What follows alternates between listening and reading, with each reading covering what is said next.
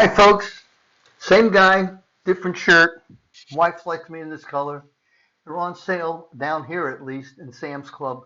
Good price on them, so I'll probably get a couple more of them if I get some of the colors that fit me. That'd be great.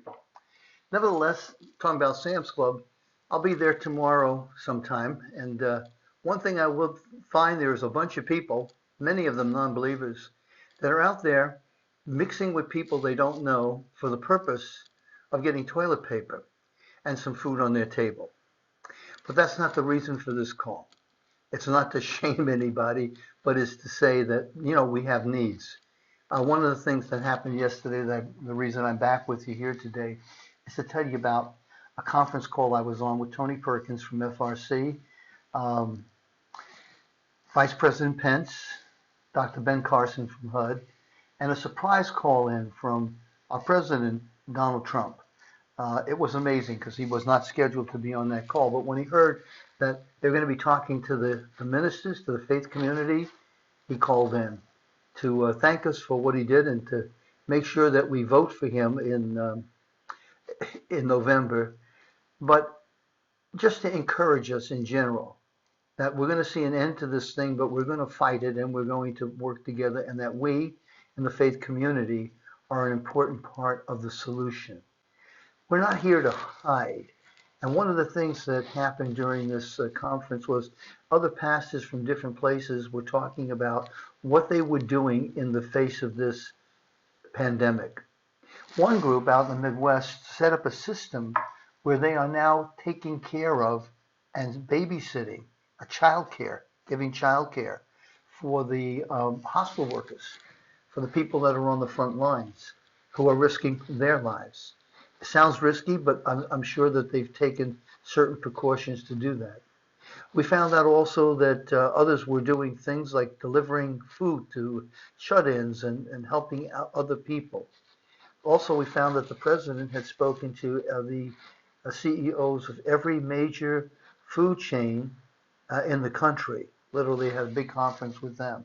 And they have, to a person, agreed to keep their stores open, to keep the supply chains open so that there's going to be food.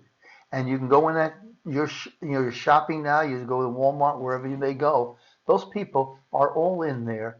You'll see them wearing surgical gloves and stuff. But the fact is that they too are putting themselves at risk so that you don't have to be fearful and you don't have to go hungry and you don't have to panic. I love what's happening with how our country is coming together. So we have other things. Not only were they going to make sure that we had food, but they are going to supply. And sometimes these places have, that is like, we'll call it food pantries that are giving out food to people. They're going to supply them also, soup kitchens. All of those things are taken care of. They're even they're having a bill that's being passed now. They're even talking about, they may, I don't know if it happened or not, but if people are out of work in the churches and the churches can't meet because they told us not to meet, cut down on the possibility of large gatherings, that they'll compensate even churches. We'll see what happens. But that's besides the point. The point is that we need to be the good Samaritans walking down the road and helping the people that are in need. That's what we need to do. Remember, Jesus said that that's the person that was the neighbor. One other thing I wanted to share with you is this. We need to find ways and be intuitive, call people. We're online. Some churches are finding that the number of people watching online right now is amazing. It's going up. Why is that? Let's advertise, push it out on the internet, invite your neighbors, call your unsaved, what shall I say, relatives or friends. Say, hey, listen, you can listen at 10:30, or you can go onto our website and you can get or we have actually have a YouTube page. They can get some of these latest messages that we're doing right now, pull them down. But Dr. Carson shared something yesterday I wanted to share with you. And it was a real encouragement. Now, he's a Christian, so was Vice President Pence. They were encouraging us even with scriptures. But he told a story about when he was at Johns Hopkins, and he was already a renowned brain surgeon.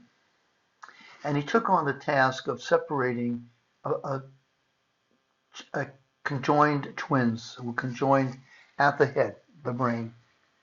And he said that when he got into that operation, this is what happened. It was a long operation, by the way. But when he got into that operation, and they got to that point where he looked down, and he looked at the brains, and there were the blood vessels going back and forth. Now understand, the blood's flowing in two different directions. There was no way you could know what child those blood vessels belonged to. And he said, I looked down, and I said, God, this is beyond what I can do. And then he started doing it. He said, an hour and a half later, it was like he was finished. He doesn't remember what he did or how he did it. But the staff that was there, the team that was there working with him, after that hour and a half, they said to him, that was absolutely amazing how you did that. And all I can tell you is what he was telling us is God came through. And God's going to come through for us. We are people of faith. Let's believe God. Let's encourage others. Let's be positive. We can do that. May God bless you today and prosper you today. I'm looking forward to seeing you.